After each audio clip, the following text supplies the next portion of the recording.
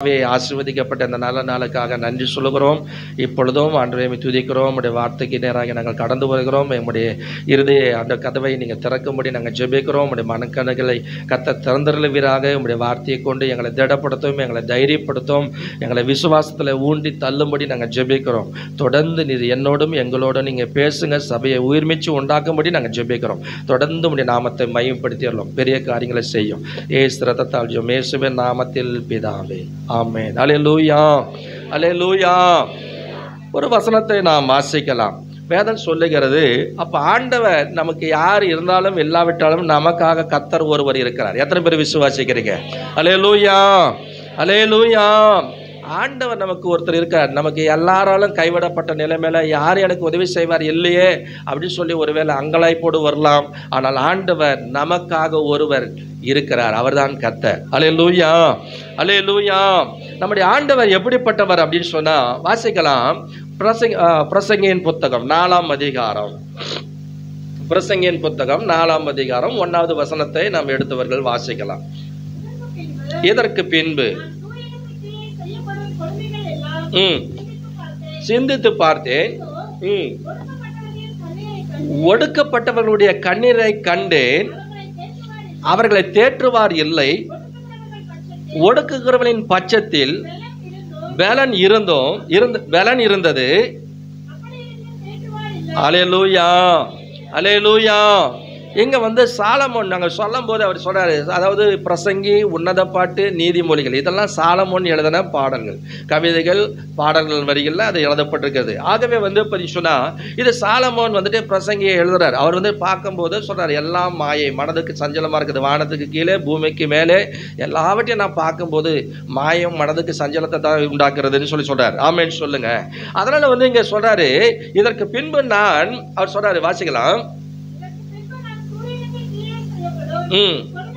கொடுமைகள் எல்லாம் நான் சிந்தித்து பார்த்தேன், இதோ ஒடுக்கப்பட்டவர்களுடைய கண்ணீரை கண்டேன். அல்லேலூயா. அப்ப ஒடுக்கப்பட்டவர்களுடைய கண்ணீர்கள் எல்லாம் ஆண்டவர் இன்னைக்கு ஆண்டவர் கண்டிருக்கிறார். எத்தனை பேர் விசுவாசிக்கிறீங்க? நீங்க பலதரப்பட்ட மக்களால நீங்க ஒருவேளை ஒடுக்கப்பட்ட நிலைமையில தேற்றுவார் ஒருவரும் எல்லாரும் இந்த இடத்துக்கு வந்திருக்கலாம். ஆண்டவர் சொல்றார், ஒடுக்கப்பட்டவர்களுடைய கண்ணீரை நான் கண்டேன், அவர்களை தேற்றுவார் இல்லை.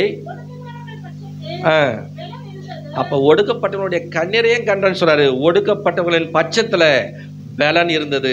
ஆமென் சொல்லுங்க. அப்படி இருந்தும் தேற்றுவார் இல்லைன்னு சொல்றாரு. அதனால இப்ப ஆண்டவர் நமக்கு பலனா இருக்கிறார். ஆகவே நம்ம ஒடுக்கப்பட்டவனுடைய கண்ணீரை அவர் காண்கிறவரா இருக்கிறார். எத்தனை பேர் விசுவாசிக்கிறீங்க? அல்லேலூயா. பிரசங்கியின் புத்தகத்துல புலம்பல் புத்தகத்துல நீங்க வாசிக்கும் போது எலாப்பிய கண்டமும் அங்க எரேமியாவினுடைய புலம்பல், எரேமியாவினுடைய புலம்பல் புத்தகத்தை எடுத்துக்கொள்ளும். 1ஆம் அதிகாரம். எரேமியாவுக்கு அடுத்தது புலம்பல் அந்த புத்தகத்தை இருக்கும். எலாப்பியா காண்டமும் 1ஆம் அதிகாரம் 2வது வசனத்தை வாசிக்கலாம். ராக்காலத்திலே அழுது கொண்டிருக்கிறாள், அவளுடைய கண்ணீர் அவர் கன்னங்களிலே வடிகிறது, அவருடைய நேசர் எல்லாருக்குள்ளும் அவர்களை தேற்றுவார் ஒருவரும் இல்லை, அவருடைய சிநேகிதர் எல்லாரும் அவருக்கு துரோகிகளும் சத்துருக்களும் ஆனார்கள். ஆமென் சொல்லுங்க. அல்லேலூயா. அப்போ தேற்றுவார் ஒருத்தரும் கிடையாது. சிநேகிதர் எல்லாரும் அவளுக்கு துரோகிகளும் சத்துருக்களுமா இருந்தாலும் கூட அவங்களோட அவெல்லாம் ஒருவேளை கண்ணீர் வடிச்சு ஒடுக்கப்பட்டவங்களுடைய கண்ணை காண்கிற தேவன்.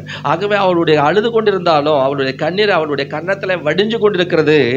அவருடைய நேசர் எல்லாருக்குள்ளும் அவரை தேற்றுவார் ஒருவரும் இல்லைன்னு சொல்றார். ஆமென் சொல்லுங்க. அல்லேலூயா.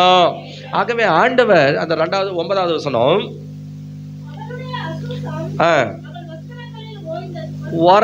ஓரங்களில் இருந்தது,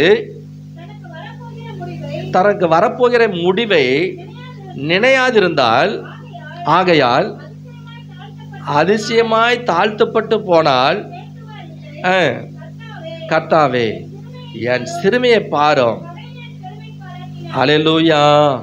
ஆண்டவர் உங்களுடைய சிறுமையை பார்க்கிற தேவன். எத்தனை பேர் விசுவாசிக்கிறீங்க? அல்லேலூயா. 17 to 19 வரைக்கும் நீங்க வாசிக்கும் போது, அவளை தேற்றுவார் ஒருவரும் இல்லை, அவர் சொல்றார் பாருங்க, கர்த்தர் யாக்கோபின் சுற்றுப்புறத்தாரை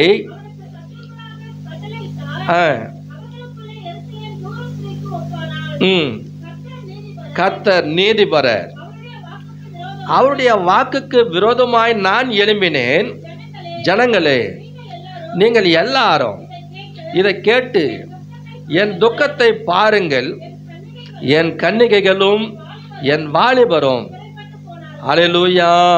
அப்ப பாருங்க, வாலிபரும் கன்னிகள்லாம் சிறப்பட்டு போயிருக்காங்க. என் துக்கத்தை கொஞ்சம் பாருங்க அப்படின்னு அவர் சொல்லிட்டு சொல்றாரு, என்னை சிநேகித்தவர்களை நான் யாரெல்லாம் நேசித்தேன் அவங்களெல்லாம் நான் கூப்பிட்டேன், அவர்களோ என்னை மோசம் போக்கினார்கள்.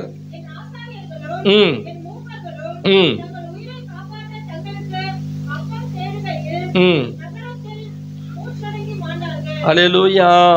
அப்ப ஆண்டவர் நம்முடைய துக்கத்தை பாருங்க, என் வாலிபரும் என் கன்னிகைகளும் கூட என்ன பண்ணிருக்காங்க, சிறைப்பட்டு போயிருக்காங்க அப்படின்னு சொல்லி என்ன பண்றா, அழுகிறாங்க. ஆமேன்னு சொல்லுங்க. அல்லேலூயா. அப்ப ஆண்டவர் நம்மை தேற்றுகிறவர். அல்லேலூயா. தேற்றுகிறதுக்கு கர்த்தர் ஒருத்தர் இருக்கிறார். ஒடுக்கப்பட்டவனுடைய கண்ணீரை கண்டேன்னு சொல்றாரு.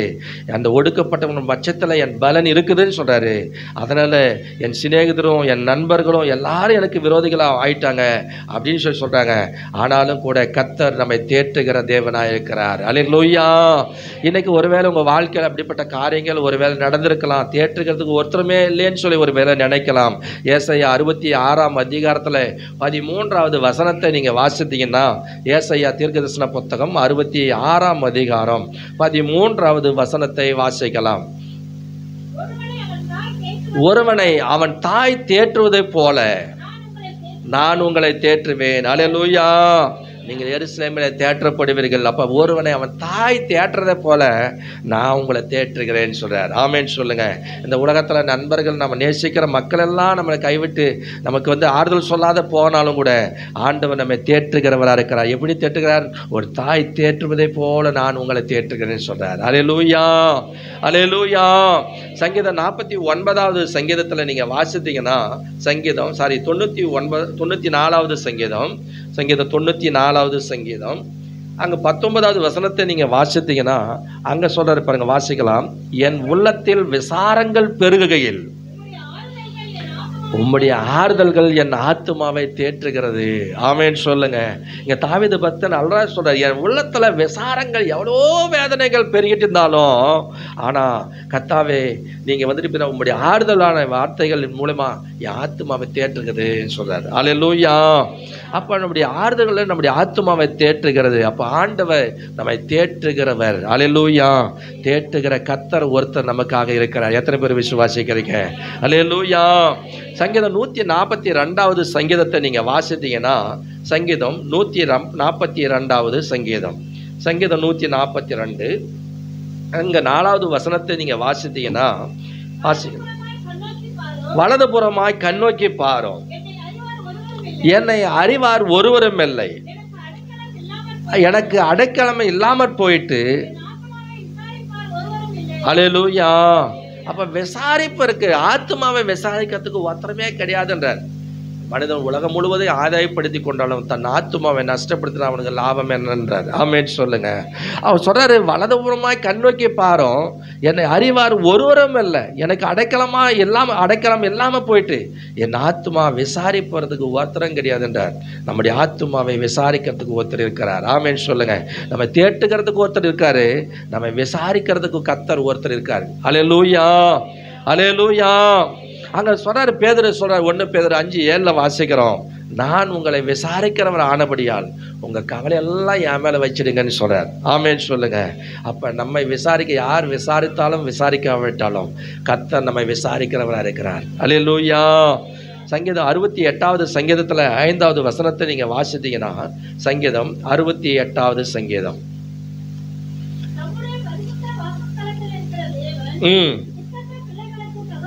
ஆமேன்னு சொல்லுங்க. அவர் திக்கற்ற பிள்ளைகளுக்கு அவர் எப்படிப்பட்டவர்? தகப்பன். அல்லேலூயா. விதவைகளை நியாயம் விசாரிக்கிறவருமா இருக்கிறார். ஆமேன்னு சொல்லுங்க. அப்ப ஆண்டவர் திக்கற்ற பிள்ளைகளுக்கு அவர் தான் தகப்பன். எனக்கு யாருமே இல்லை அப்படின்னு நம்ம சொல்றோம் பாருங்க. அது யார் சொல்லுவாங்க? உண்மையாவே யாருமே இல்லை. புருஷனும் கிடையாது, பொண்டாட்டியும் கிடையாது, புள்ள குட்டியும் கிடையாது, பேர பிள்ளைங்களும் கிடையாது, யாருமே இல்லாதுன்னு சொன்னாங்க பாரு. அவங்க தான் திக்கட்டுவாங்க. அவங்க தான் வந்துட்டு என்ன பண்ணுவாங்க, எனக்கு யாருமே இல்லைன்னு சொல்லுவாங்க. ஆனால் எல்லாரும் இருந்து நம்ம இல்லை யாருமே இல்லைன்னு நம்ம சொல்லக்கூடாது. அல்லேலூயா. உலக பிரகாரமாகவும் இருக்கிறாங்க, கர்த்தர் எல்லாருக்கும் மேலே இருக்கு, கர்த்தர் நமக்கு இருக்கிறார். ஆமேன்னு சொல்லுங்க. அவர் சொல்றாரு, என்ன சொல்றாருன்னா, அவர் சொல்றாரு, தமது பரிசுத்த வாசத்தலத்தில் இருக்கிற தேவன் திக்கற்ற பிள்ளைகளுக்கு தகப்பன், விதவைகளுக்கு நியாயம் விசாரிக்கிறவருமா இருக்கிறார். ஆமேன்னு சொல்லுங்க. உங்களுக்கு ஒரு வேளை இன்னைக்கு புருஷனே இல்லாத நீங்க இருக்கிறீங்க, என்னை விசாரிக்கிறதுக்கு ஒத்தரம் இல்லையேன்னு சொல்லி ஒரு வேளை நீ நினைக்கலாம். கர்த்தர் உன்னை விசாரிக்கிறவராக இருக்கிறார், உன் குடும்பத்தை விசாரிக்கிறவராக இருக்கிறார், உன் பிள்ளைகளுடைய எதிர்காலங்களை விசாரிக்கிறவராக இருக்கிறார். ஆமேன்னு சொல்லுங்க. அல்லேலூயா. அவரை விசாரிக்கிற தகப்பன். ஆகவே அவர் வந்துட்டு சொல்றாரு, விசாரிக்கிறவ கர்த்தர் ஒருத்தர் இருக்கிறார், நம்ம தேட்டுகிற கர்த்தர் ஒருத்தர் இருக்கிறார். ஆமேன்னு சொல்லுங்க. அல்லேலூயா.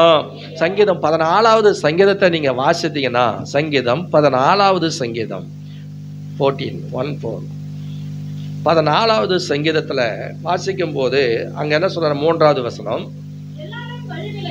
எல்லாரும் வழி விலகி ஏகமாய் கெட்டு போனார்கள், நன்மை செய்கிறவன் இல்லை, ஒருவனாகிற இல்லை அப்படின்னு சொல்றாரு. ஆமேன்னு சொல்லுங்க. எல்லாரும் வழி விலகி ஏகமா கெட்டு போனாங்க, நன்மை செய்கிறவன் இல்லை, ஒருத்தம் கூட இல்லை அப்படின்னு ஆண்டவர் சொன்னார். அப்போ வந்து பார்த்தீங்கன்னா, அப்போ இங்கே சொல்றாரு, நன்மை செய்கிறதுக்கு கர்த்தர் ஒருத்தருக்காரு. அல்லேலூயா. உனக்கு நன்மை, எனக்கு நன்மை செய்வான்னு நான் பார்த்தேன், ஆனால் ஒருத்தர் எனக்கு நன்மை செய்ய யாரு போயிட்டாங்க அப்படின்னு ஒரு வேளை நீ நினைக்கலாம். நமக்கு நன்மை செய்கிற கர்த்தர் ஒருத்தர் இருக்கிறார். ஆமென். அல்லேலூயா.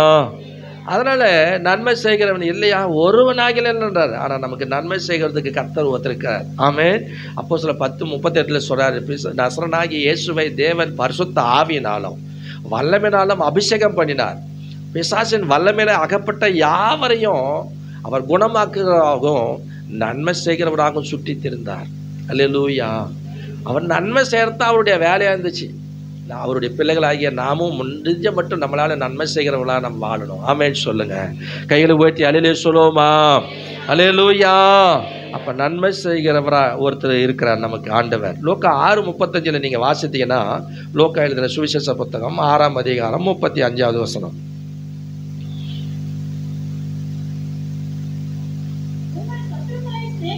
உங்கள் சத்துருக்களை சிநேகியுங்கள், நன்மை செய்யுங்கள், கைமாறு கருதாமல் கடன் கொடுங்கள், அப்பொழுது உங்கள் பலன் மிகுதியா இருக்கும்,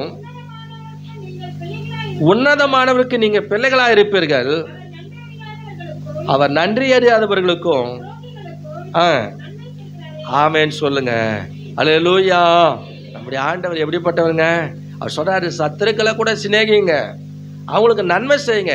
அவங்க வந்துட்டு பார்த்தீங்கன்னா, சத்துருக்கெல்லாம் உங்களுக்கு ரொம்ப வந்துட்டு குறைச்சல் கொடுத்துனே இருக்கிறாங்க, ரொம்ப பிரச்சனை பண்ணிக்கிறாங்களா, முடிஞ்ச மட்டும் அவங்களுக்கு ஏதாவது ஒரு வகையில் நான் நன்மை செய்யணும்னு நினைச்சு பாருங்க, நினைங்க. ஆமென். அவர் சொல்றாரு, சத்துருக்களை சிநேகிங்கள், நன்மை செய்யுங்கள், கைமாறு கருதாமல் கடன் கொடுங்கள், அப்பொழுது உங்கள் பலன் மிகுதியா இருக்கும்.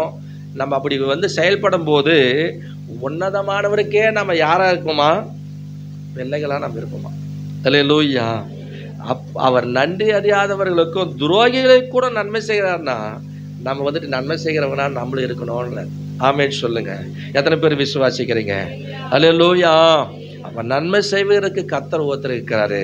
ஆகவே விசாரிப்பதற்கு ஒருத்தர் கர்த்தர் ஒருத்தர் எனக்கு இருக்கிறாரு, என்னை தேற்றுகிறதுக்கு, என் ஆத்துமாவை தேற்றுறதுக்கு ஒரு கர்த்தர் ஒருத்தர் இருக்காருங்க அப்படின்னு நீங்க சொல்லணும். ஆமேன்னு சொல்லுங்க. அல்லேலூயா. ஏசாயா 63வது அதிகாரத்துல, ஏசாயா 63ஆம் அதிகாரம் 5வது வசனத்தை நீங்க வாசித்தீங்கன்னா, ஏசாயா 63ஆம் அதிகாரம், அங்க 63ஆம் அதிகாரத்துல 5வது வசனத்தை வாசிக்கலாம். நான் பார்த்தேன், துணை செய்வார் ஒருவரும் இல்லை, தாங்குவார் ஒருவரும் இல்லை என்று நான் ஆச்சரியப்பட்டேன். அப்பொழுது என் புயமே எனக்கு ரட்சிப்பாகி. ஆமேன்னு சொல்லுங்க. அல்லேலூயா. நான் பார்த்த துணை செய்யறது ஒருத்தரம் கிடையாதுன்றாரு. நம்ம தேட்டுறதுக்கு ஒருத்தரம் கிடையாது தான், விசாரிக்கிறதுக்கு ஒருத்தரம் இல்லைனாலும் பரவாயில்ல, ஆனா நன்மை செய்யறதுக்கு ஒருத்தரம் இல்லைனாலும் சரி. ஆனா இங்க ஆண்டவர் சொல்றாரு, துணை செய்கிற ஒருவரும் இல்லைன்னு சொல்லி நீ அங்கலாச்சிக்கிறியா, ஆனா நமக்கு துணை செய்வதற்கு கர்த்தர் ஒருத்தர் இருக்கிறார். எத்தனை பேர் விசுவாசிக்கிறீங்க? அல்லேலூயா.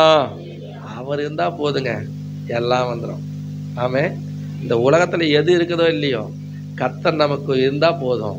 நமக்கு எல்லாம் நம்ம நினைக்கிறதும் நினைக்காதது, நம்ம நினைப்பதற்கும் வேண்டிக்கொள்ளுக்கும் மேலான காரியங்களை அவர் செய்ய முடியும். எத்தனை பேர் சொல்ல முடியும்? அல்லேலூயா. அவர் நமக்கு கூட இருந்துட்டா போதும். ஆமே. நமக்கு என்னது தேவை என்பதை அவருக்கு அறிஞ்சு வச்சிருக்கார். அல்லேலூயா. அவர் நமக்கு துணை செய்கிறவர். யாக்கோபு என்னும் சிறப்பூச்சியை பயப்படாத, நான் உனக்கு துணை நிற்கிறேன் என்று சொல்லி ஏசாயா 41 அங்கே 13 வாசிக்கிறோம். ஆமேன்னு சொல்லுங்க.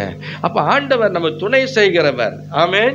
ஏசாயா 50ஆம் அதிகாரத்தில் அதில் 7வது வசனத்தை நீங்கள் வாசித்து பாருங்க. அங்கே என்ன சொல்றேன்னா 50ஆம் அதிகாரம் 7வது வசனம், கர்த்தராகிய ஆண்டவர் துணை செய்கிறாரா? இது வரைக்கும் செஞ்சிருக்காரா? எத்தனை பேர் சொல்ல முடியும்?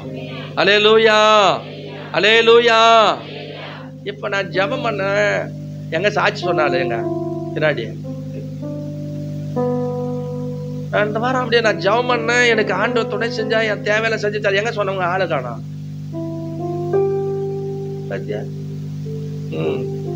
ஆளே காணோம், சாட்சி சொன்ன ஆளு. அதனால வந்து ஆண்டவர் நமக்கு துணை செய்கிறவர். ஆமென் சொல்லுங்க. அவர் சொன்னா, கர்த்தராகிய ஆண்டவர் எனக்கு துணை செய்கிறார், ஆகையால் நான் வெட்கப்படேன், நான் வெட்கப்பட்டு போவதே இல்லை என்று. ஆமென் சொல்லுங்க. அல்லேலூயா. ஆண்டவர் எனக்கு துணை சேர்த்தனால நான் வெட்கப்பட்டு போவதற்கு கிடையாது. ஆமென். அல்லேலூயா.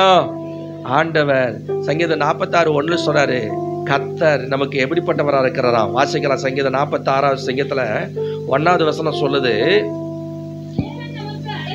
அவர்தான் எனக்கு அடைக்கலம், எனக்கு பலன், ஆபத்து காலத்துல அனுகூலமான துணையுமானவர். ஆமேன்னு சொல்லுங்க. ஒரு ஆபத்தான சூழ்நிலை நமக்கு அனுகூலமான ஒரு துணையா நிக்கிறவர் அவர் தாங்க. ஆமே.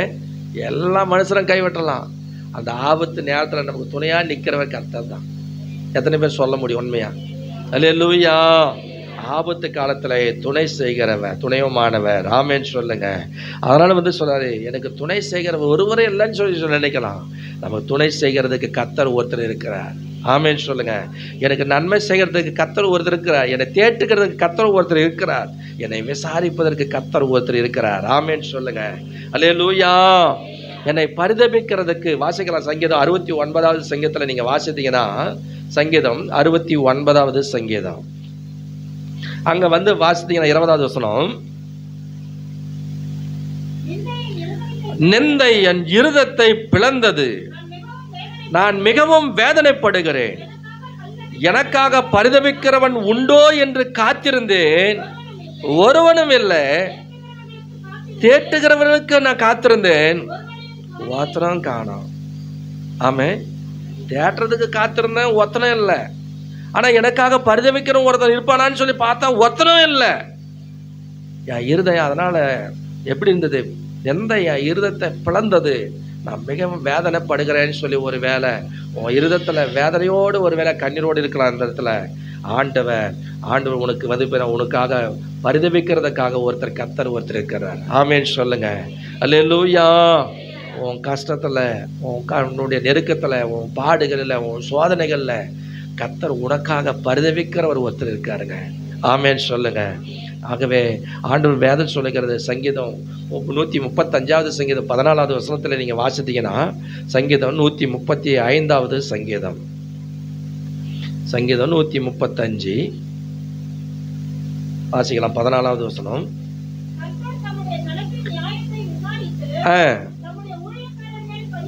பரிதாபப்படுவார்,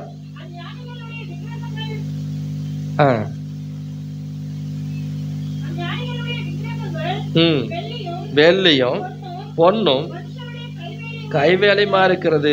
ஆமேன்னு சொல்லுங்க. அது கீழே ஒரு பட்டியல் போட்டு சொல்றாரு.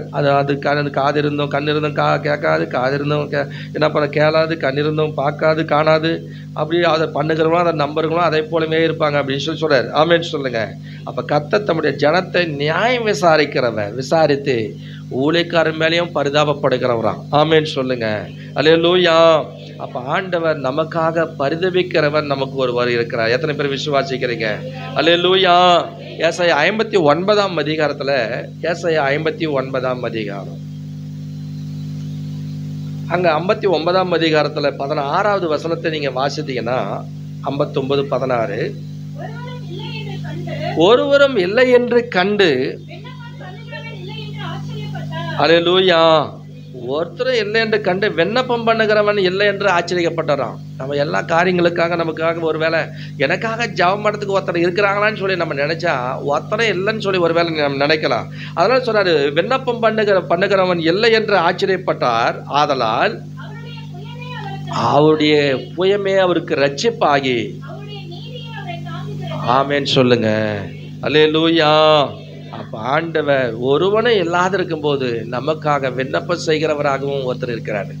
ஆமென். எத்தனை பேர் சொல்ல முடியும்? ரோமர் 8ஆம் அதிகாரம் 34வது வசனம் சொல்லுது. அவர் சொல்ற ரோமருக்கு எழுதின நிருபம் 8ஆம் அதிகாரம் 34வது வசனம். அவர் சொல்ற, அந்தப்படி ஆவியானவும் நமது பலவீனங்களை நமக்கு உதவி செய்கிறார். நாம் ஏற்றபடி வேண்டிக் கொள்ள வேண்டியது இன்னதென்று அறியாதிருக்கிறபடியால் ஆவியானவர் தாமே வாக்கு கடங்காத பெருமூச்சுகளோடு நமக்காக வேண்டுதல் செய்கிறார். ஆமேன்னு சொல்லுங்க. அப்ப நமக்காக அவர் என்ன செய்யறாரு? வழக்காடுகிறவர். நமக்காக அவர் விண்ணப்பம் செய்கிறவர். பிதாவை நோக்கி அவர் நம்முடைய என் பிள்ளை இப்படி இருக்கிறான்னு சொல்லி நமக்காக விண்ணப்பம் செய்கிறவர். ஆமேன்னு சொல்லுங்க. அல்லேலூயா. அப்ப நமக்காக வேண்டுதல் செய்கிறவர், விண்ணப்பம் செய்கிறவர் அவர் தான். ஆமேன்னு சொல்லுங்க. யோவான் 17ஆம் அதிகாரத்தில் நீங்க வாசித்தீங்கன்னா, கெத்செமனே தோட்டத்துல கடைசியா போய் என்ன பண்றார்? ஜெபிக்கிறார். அப்படி ஜெபிக்கும் போது அவர் ஒரு விண்ணப்பத்தை ஏறெடுக்கிறார். என்ன சொல்றாரு? 17ஆம் அதிகாரம், யோவான் 17ஆம் அதிகாரம் 19வது வசனம்.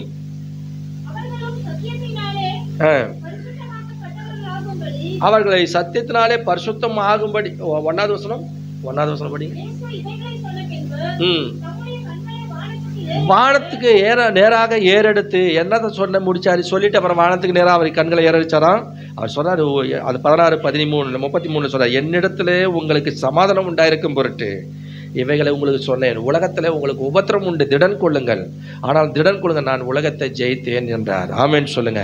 இதை சொல்லிட்டு திடன் கொள்ளுங்க, தைரியமா இருங்கன்னு சொல்லிட்டு அவர் சொல்றாரு, இயேசு இவைகளை சொன்ன பின்பு தம்முடைய கண்களை வானத்துக்கு ஏறெடுத்து வேலை வந்தது. அவர் சொல்றாரு, அவர் அப்ப பாருங்க, அவர் கண்களை ஏறெடுக்கிறார். என்னன்னு சொல்றாரு பாருங்க, 9வது வசனம். நான் அவர்களுக்காக வேண்டிக் கொள்ளுகிறேன், உலகத்துக்காக நான் வேண்டிக் கொள்ளாமல் நீர் எனக்கு தந்தவர்களுக்காக வேண்டிக் கொள்ளுகிறேன். ஆமேன்னு சொல்லுங்க. நீங்க எனக்கு தந்தவங்களுக்காக நான் வேண்டிக் கொள்றேன்னு சொல்லி ஆண்டவராகிய இயேசு என்ன பண்ணாரு? பிதாவை நோக்கி கடைசியா ஜெபம் கெத்செமனே தோட்டத்துல வேண்டிக்கிறார். ஆமேன்னு சொல்லுங்க. ஜெபம் பண்றாரு, நீர் எனக்கு தந்தவங்களுக்காக நான் வேண்டிக் கொள்கிறேன்னு சொல்றாரு. ஆமேன்னு சொல்லுங்க. அப்ப நமக்காக அவர் வேண்டிக் கொண்டு நிற்கிறாரா இல்லையா? நமக்காக விண்ணப்பம் செய்றாரா இல்லையா? அல்லேலூயா. 15வது வசனம். நீர்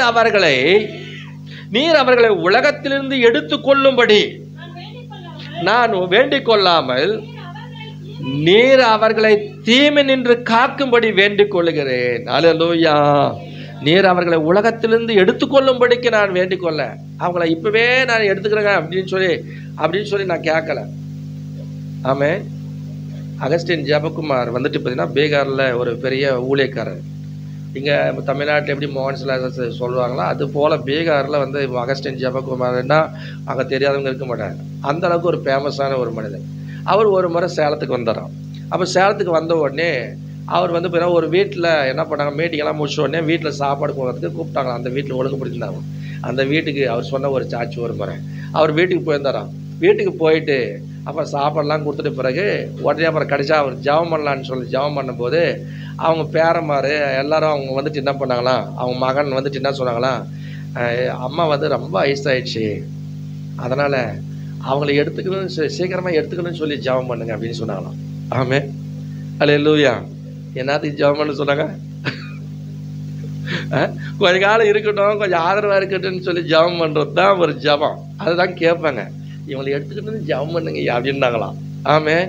நான் எப்படி எடுத்துக்கிறதுக்குன்னு நான் ஜெபம் பண்ணுறது அப்படின்னு சொல்லிட்டு ரொம்ப கஷ்டப்பட்டு தரான். அப்புறமா வந்து பார்த்தீங்கன்னா அந்த ஊரில் வந்து பார்த்தீங்கன்னா பெரிய காரியத்தை செய்கிற அப்படின்னு சொல்லக்கூடாது. அந்த பக்கத்துலலாம் பெரிய காரியத்தை செய்கிறேன். அதே மாதிரி பார்த்தீங்கன்னா யாராவது எங்கே போனாலும் எங்கே போகிற அப்படின்னு கேட்கவே கூடாது. ஆமே.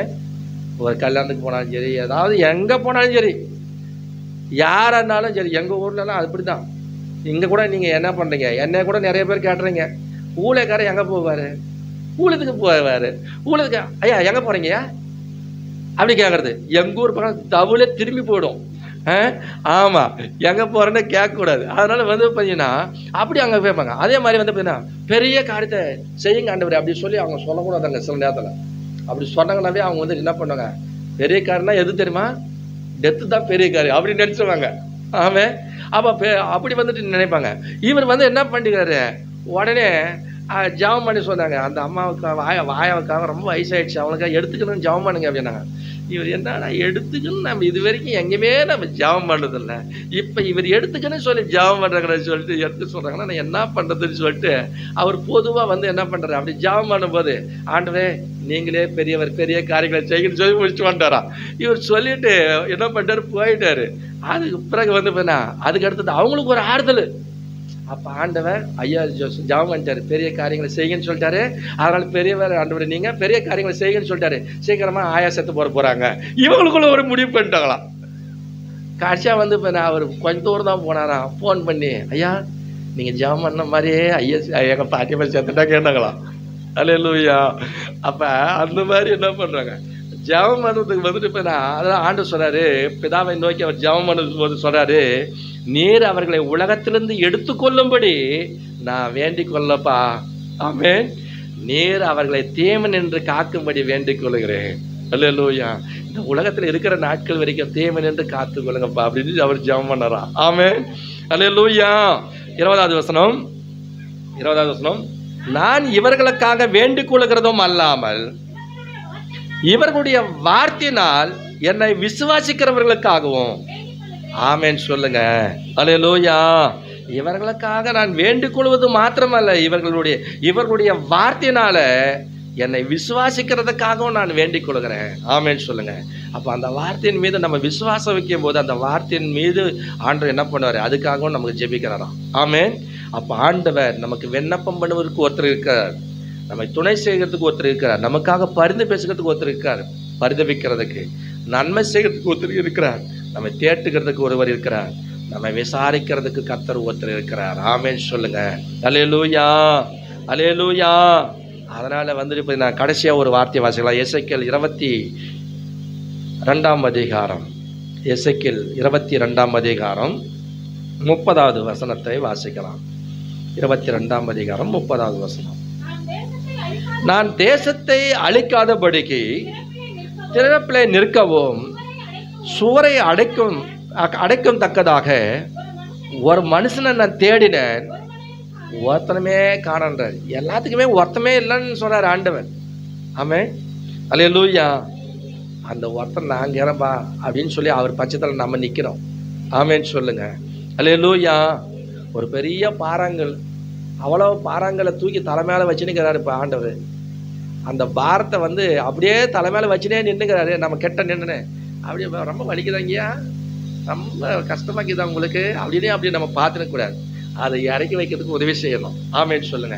அப்படிதான் அவருடைய வேதனை எல்லாம் நம்ம என்ன பண்ணோம், அவருடைய இதெல்லாம் நம்ம பங்குள்ளவர்களாக நம்ம இருக்கணும். ஆமென் சொல்லுங்க. அல்லேலூயா, அல்லேலூயா. அவர் சொல்றாரு, தேசத்தை அழிப்பதற்கு சுவரை அடைக்கத்தக்க ஒரு மனுஷனை தேடி நான் ஒருத்தரம் காணோம் அப்படின்றாரு. நான் இருக்கிறேன் ஆண்டவரே, நாங்கள் தேசத்துக்காக காத்து நின்று ஜெபிக்கிறதுக்கு நான் இருக்கிறேன் அப்படின்னு சொல்லி நம்ம என்ன பண்ணோம், ஆண்டுகிட்ட நம்ம என்ன பண்ணோம், அப்படி நம்ம உதவியாக நம்ம நிற்கிறேன்னு சொல்லி நம்ம வரணும். ஆமென் சொல்லுங்க. அப்படி இருக்கிறவங்களே கர்த்தர் என்ன பண்ணுவார், தட்டி அவரை சரிப்படுத்தி அவளுக்கு வேண்டி கிருபை ஞானத்தெல்லாம் தந்து கர்த்தர் நம்ம ஞானப்படுத்த முடியும். ஆமென் சொல்லுங்க. அல்லேலூயா. ஏன்னா 1 யோவான் 2ஆம் அதிகாரம் 1வது வசனத்தை சொல்றாரு, இயேசு கிறிஸ்து நமக்காக பிதாவின் இடத்துல எப்படி இருக்கிறான், பரிந்து பேசுகிறவராக இருக்கிறார். ஆமென் சொல்லுங்க. அல்லேலூயா. அப்ப நமக்காக அவர் பரிந்து பேசுகிறவராக இருக்கிறார். ஒத்தனமே இல்லை, பரிந்து பேசுறதுக்கு ஒருத்தனம் கிடையாது. தேசத்தை அழிக்கிறதுக்கு சுவரை அடைக்கத்தக்க ஒரு மனுஷனை தேடணும் ஒருத்தனம் கிடையாது அப்படின்னு அவருடைய அங்கலாய்ப்பு இருக்குது. ஆனா அந்த அங்கலாய்ப்பு மத்தியில நமக்காக அவர் வந்துட்டு என்ன பண்ணார், பிதாவின் இடத்துல பரிந்து பேசுறதை போல நாமும் அவர் பட்சத்தில் நின்று அவரோடு கூட நம்ம இணைந்து நம்ம என்ன பண்ணோம், அவர் இடத்துல பரிந்து பேசுகிறவர்களாக நம்ம மாறணும். ஆமென் சொல்லுங்க. அல்லேலூயா. அப்படி இருந்ததுனால தான் இயேசு என்ன பண்ணாரு, அவரை காரி தொப்பினாங்க, வாரினால் அடித்தாங்க, கண்ணை கட்டி உன்னை கண்ணை கட்டினது யார், உன்னை அடிச்சது யார் கொஞ்சம் சொல்லுப்பாங்களாம். அவருக்கு எல்லாமே தெரியும். ஆனால் அவர் வந்து என்ன பண்ணல, வாய் பேசாத ஒரு ஆட்டை போல இருந்தார். ஆனால் கடைசி அவர் வந்து பாருங்க, பிதாவை நோக்கி கடைசி மணி நேரத்தில் அவர் பிதாவை நோக்கி அவர் ஜெபம் பண்ணாரு. பிதாவே, தாங்கள் சேர்ந்து என்னதுன்னு தெரியாமல் அறியாமல் இருக்காங்க, இவங்களை மன்னிச்சிடுங்கப்பா அப்படின்னாரு. ஆமென் சொல்லுங்க. இன்னைக்கும் அப்படி பரிந்து பேசுகிறவராய் நமக்காக ஆண்டவர் இருக்கிறார். ஆமென் சொல்லுங்க. ஆகவே நம்ம பரிந்து பேசுகிறதுக்கு, நம்ம துணை செய்வதற்கு, நமக்காக விண்ணப்பம் செய்வதற்கு, நமக்காக நன்மை செய்வதற்கு, நம்ம தேற்றுவதற்கு, நம்ம விசாரிப்பதற்கு ஒருத்தர் இருக்கார். ஆமென் சொல்லுங்க. அவர் இருக்கும்போது, ஆகவே ஒடுக்கப்பட்டவனுடைய கண்ணீரை நான் கண்டேன்னு சொல்றாரு. ஒடுக்கப்பட்டவரின் பட்சத்தில் அவங்களுடைய பலன் இருக்குதுன்னு சொல்றாரு. அப்போ ஆண்டவன் நமக்கு பலனா இருந்து கர்த்தர் நம்மை தேற்றுவார். நம்ம எந்த விதத்திலும் நம்ம வந்துட்டு எனக்கு யாருமே இல்லைன்னு சொல்லி நம்ம சொல்லக்கூடாது. நமக்காக ஒருவர் இருக்கிறார். ஆமென் சொல்லுங்க. அந்த நிச்சயத்தோடு நம்ம செயல்படுவோம். கர்த்தர் தாமே இந்த வசனங்களை ஆசீர்வதிப்பாராக. பரலோக பிதாவே, ஆசீர்வதிக்கப்பட்ட இந்த நல்ல நாளுக்காக நன்றி சொல்லுகிறோம். இந்த கால வேளையில கூட அன்றே இந்த வார்த்தையை கேட்ட ஒவ்வொரு பிள்ளைங்களுடைய வாழ்க்கையில நீர் ஆண்டவரே துதிக்கிறோம், தேற்றுகிறவராய், நன்மை செய்கிறவராய், அவர்களை ஆண்டவரே துதிக்கிறோம், அவர்களுக்காக பரிந்து பேசுகிறவராய், ஆண்டவரே துதிக்கிற அவங்களுக்காக வேண்டிக் கொள்கிறவராய், துணை செய்கிறவராய் நீங்க இருந்து ஆண்டவரே அவங்க எதிர்பார்க்கிற காரியங்கள்ல ஒரு நன்மையை செய்து நீர் ஆண்டவரே கனப்படுத்தும்படி நாங்கள் ஜெபிக்கிறோம். ஆண்டவரே துரோகிகளுக்கும் ஆண்டவரே அநியாயக்காரங்களுக்கு கூட நீங்க ஆண்டவரே நீங்க நன்மை செய்கிற தேவன் நீர். ஆண்டவரே உடைய பிள்ளைகளுக்கு எதிர்பார்க்கிற காரியங்கள் அந்த நன்மையை நீர் கட்டட வேண்டும் என்று நாங்கள் ஜெபிக்கிறோம். எந்தெந்த காரியத்தில் அந்த அற்புதம் அதிசயங்கள் வேண்டும் சொல்லி எதிர்பார்க்கிறாங்களோ அந்த காரியத்தில் கர்த்தர் தம்முடைய வல்லமையை நீர் விளங்க பண்ணும்படி நாங்கள் ஜெபிக்கிறோம். நீர் எங்களுக்காக பரிந்து பேசுகிறவன் நீர். ஆண்டவரே நான் ஆண்டவரே பிதாவின் நான் ஜெயங்கொண்டு பிதாவின் வலது பரியாசத்தில் வீட்டிருக்கிறதை போல ஜெயங்கொள்ளுகிறவன் என் பட்சத்திலே அமரும்படிக்கு உதவி செய்வேன்னு சொல்லியிருக்கீங்க. ஆண்டவரே நீர் அப்படி ஆண்டவரே ஒவ்வொருவரை நீங்க ஆற்றும்படி, தேற்றும்படி, அரவணைக்கும்படி நாங்கள் ஜெபிக்கிறோம். ஆண்டவரே துதிக்கிறோம். பிள்ளைகளுடைய கண்ணீரை யாவையும் துடைப்பீராக. வேதனைகள் எல்லாம் மாற்றும்படி நாங்கள் ஜெபிக்கிறோம். எல்லா சஞ்சலங்கள் தவிப்பெல்லாம் ஓடி போகட்டும் இயேசுவே நாமத்தினால. ஆண்டவரே துதிக்கிறோம். முந்தினவைகளை நினைக்க வேண்டாம், பூர்வமானவைகளை சிந்திக்க வேண்டாம். இதோ நான் புதிய காரியத்தை செய்கிறேன், அது இப்பொழுதே தோன்றும் சொன்னீங்களே. ஆண்டவரே துதிக்கிற வனாந்தரத்தில் வழியும் அவாந்தர வெளிகளில் ஆறுகளை உண்டாக்குவேன்னு சொன்னவர். அப்படிப்பட்ட அந்த வாக்குத்தத்துக்கு பாத்திரமாய் ஒவ்வொரு பிள்ளைகளை நீங்கள் வணைந்து கொள்ளும்படி, உருவாக்கும்படி நாங்கள் ஜெபிக்கிறோம். உடைய பிள்ளைகளுக்காக எழுப்புகிற எல்லா வல்லமைகளும், எல்லா மனுஷக திட்டங்கள், யோசனைகள் எல்லாவற்றையும் இயேசுவே நாமத்தில் உடைத்தெறியும்படி நாங்கள் ஜெபிக்கிறோம். கர்த்தருடைய ஆவியானவர் பலவீனப்பட்டிருக்கிற ஒவ்வொரு பிள்ளைகளையும் நீர் பலப்படுத்தும்படியாக நாங்கள் ஜெபிக்கிறோம். நீர் சுகப்படுத்துவீராக, நீர் அவர்களை தேற்றுவீராக, நீர் ஆறுதல் படுத்துவீராக. ஆறுதல் இல்லாமல் ஆண்டவரே சஞ்சலித்துக் கொண்டிருக்கிற ஒவ்வொரு பிள்ளைகளையும் அவங்களுடைய கண்ணீரை துடைத்து நீங்க ஆறுதல் படுத்தி தேற்றும்படியா நாங்கள் ஜெபிக்கிறோம். என் ஜனத்தை ஆற்றுங்கள், தேற்றுங்கள் சொன்னீங்களே ஆண்டவரே. அவங்களுடைய போர் முடிந்ததுன்னு சொன்னதை போல உடைய பிள்ளைகளுடைய வாழ்க்கையில் இருக்கிறதான பிரச்சனைகள், போராட்டங்களுக்கு இந்த மாதத்தோடு ஒரு முற்றுப்புள்ளி நீங்க வைத்து ஆண்டவரே துதிக்கிறோம். எதிர்வருகிற மாதங்கள், இந்த வாரங்கள் ஒரு ஆசீர்வாதமான, மகிழ்ச்சியான, சந்தோஷமான நாட்களாய் உடைய பிள்ளைகளுக்கு அமைய கர்த்தர் கிருபை செய்யும்படி நாங்கள் ஜெபிக்கிறோம். அப்படியே செய்து உடைய நாமத்தை மையப்படுத்திக் கொள்ளுங்க. ஆசீர்வதிங்க. வந்த ஒவ்வொருவரையும் தனித்தனியாய் பேர்பராய் கரந்தொட்டு ஆசீர்வதிங்க. வர தடப்பட்டவர்களை வருகிற நாட்களை கூட்டி சேர்த்து உடைய நாமத்தை மையப்படுத்துவீராக. நாங்கள் பிரிந்தாலும் பிரியாத நேசனுடைய கரம் ஒவ்வொருவரோடு இருந்து நீங்கள் திடப்படுத்தும்படி நாங்கள் ஜெபிக்கிறோம். தனிமையாக சோர்ந்து போகிற நேரங்களை, பலன் கொண்டு போகிற நேரங்களை எல்லாவற்றிலும் நீங்கள் தூக்கி எடுக்கும்படி நாங்கள் ஜெபிக்கிறோம். தொடர்ந்து கிருபை பாராட்டுங்க, ஆசீர்வதிங்க. நன்மைக்கு எதுவான காரியங்களை செய்து முடிப்பீராக. ஏசு ரத்தத்தால் ஜெபேசுவே நாமத்தில் பிதாவே ஆமென். என் ஆத்துமாவே கர்த்தரை ஸ்தோத்திரி, என் முழுமையோட பரிசுத்த நாமத்தை ஸ்தோத்திரி. என் ஆத்துமாவே கர்த்தரை ஸ்தோத்திரி, கர்த்தர் செய்த சகல உபகாரங்களையும் மறவாதே. ஆமென். நம்முடைய கர்த்தராக இருக்கிற இயேசு கிறிஸ்துவின் கிருபையும் பிதாவாகிய தேவனுடைய அன்பும் பரிசுத்த ஆவியானுடைய அந்நியமும் ஐக்கியம் வழிநடத்தலும் இன்றும் என்று சதாக்கள் நம் அனைவரோடு கூட கர்த்தருடைய வருகை மட்டும் நம்மில் நிலைத்திருப்பதாக. ஆமென். ஹல்லேலூயா, ஹல்லேலூயா, ஹல்லேலூயா. கர்த்தர் உங்களை ஒவ்வொருவரையும் ஆசீர்வதிப்பாராக. அடுத்த வாரத்தில் நமக்கு சனிக்கிழமை, வந்த வாரத்தில் சனிக்கிழமை வாக்குத்தத்த ஜெபம் இருக்கும். அடுத்த வாரத்தில் நமக்கு திருவிருந்து ஆராதனை இருக்கும். அதை தொடர்ந்து நீங்கள் அதில் ஆயத்தப்படுங்கள். ஒருமனப்பட்டு ஜெபம் பண்ணி காத்திருந்து வரும்படி அன்பாக கேட்டுக்கொள்கிறேன். அதே போல் கடந்த வருஷத்தில் நிறைய பிள்ளைகள், அடுத்த வாரத்தில் இந்த அறிவிப்பை நான் உங்களுக்கு அறிவிப்பேன். கடந்த வருஷத்தில் நிறைய பிள்ளைகள் வந்து பார்த்திங்கன்னா உங்களுடைய சந்தாவெல்லாம் நீங்கள் கொடுத்து புதுப்பிச்சிருக்கீங்க. அதில் யாரெல்லாம் கொடுத்துருக்காங்கன்றதை அடுத்த வாரத்தில் நம்ம அறிவிக்கிறோம். மிரியாம் இங்கே கவனிங்க. அதனால் வந்து பார்த்தீங்கன்னா சந்தா கொடுத்து உங்களுடைய பெயர்கள் எல்லாம் இருக்கிறது. ஆகவே இந்த வருஷத்துலேயும் இந்த முதல் மாதம் முடிவுக்கு வந்துடுச்சு. அதனால் கடைசி வாரமே முடிஞ்சிருச்சு. அதனால் அந்த சந்தா கட்டாதவங்க கட்டாயம் என்ன பண்ணோம், கட்டும்படி அன்பை கேட்டுக்கொள்கிறேன். அதனால் இந்த மாதத்து அடுத்த வாரத்தில் வரும்போது உங்களுடைய சந்தாக்களோட கூட என்ன பண்ணலாம், நீங்கள் வரும்படி அன்பை கேட்டுக்கொள்கிறேன். வாங்க, 2 பேர் வாங்க. சிவன் வாங்க. அதான் கேட்டுக்கொள்கிறேன்.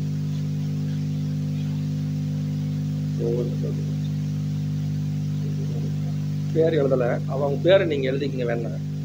பேர் எழுத தெரியாதவங்க பக்கத்தில் இருக்கிறவங்ககிட்ட கொடுத்து உங்கள் பேர் எழுதுங்க. பேர் எழுதும் போது கொஞ்சம் இனிஷியலோட எழுதுங்க. ஆமாம், அது எழுதுங்க. இந்த தேசம்மான்றதை மட்டும் கொஞ்சம் என்ன பண்ணுங்க, நீங்கள் எழுதும் போது பீன்னு போடுங்க.